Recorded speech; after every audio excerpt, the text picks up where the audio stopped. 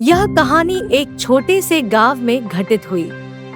वहां के लोग अपनी रोजमर्रा की जिंदगी में संतुष्ट थे, लेकिन उनमें कुछ ऐसे भी थे जो कुछ नया खोज रहे थे। एक दिन गांव के मध्य में एक रहस्यमय जंगल मिला। यह जंगल घने वनों और पुरानी पुरानी राहों से घिरा हुआ था और लोग कहते थे कि इसमें कई पुरानी कहानियां और राज है। गांव में एक रोमांटिक जोड़ा था, राजा और रानी की तरह। वे दोनों हर बार उस रहस्यमय जंगल के पास जाते और उनका प्यार उनकी खोज की तरह बेहद गहरा था। गांव के युवक और युवतियां बार बार उस रहस्यमय जंगल के पास जाते, परंतु कोई भी वहां से लौट कर नहीं आता था।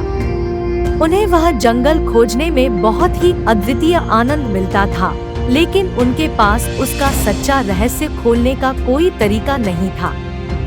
एक दिन राजा और रानी ने फिर एक साथ उस जंगल की ओर बढ़ाई।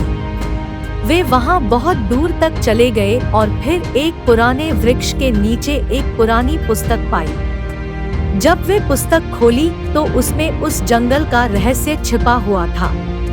पुस्तक में वर्णित थी वह कई कहानियां और योग्य उपाय जो जंगल के रहस्य को सुलझाने के लिए मदद कर सकते थे।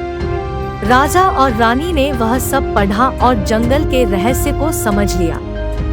उन्होंने वह जंगल के रहस्य का समाधान ढूंढ निकाला और अपने गांव के लोगों के साथ साझा किया। इससे गांव की जनसंख्या में वृद्धि हुई और उनका जीवन और बेहतर हो गया।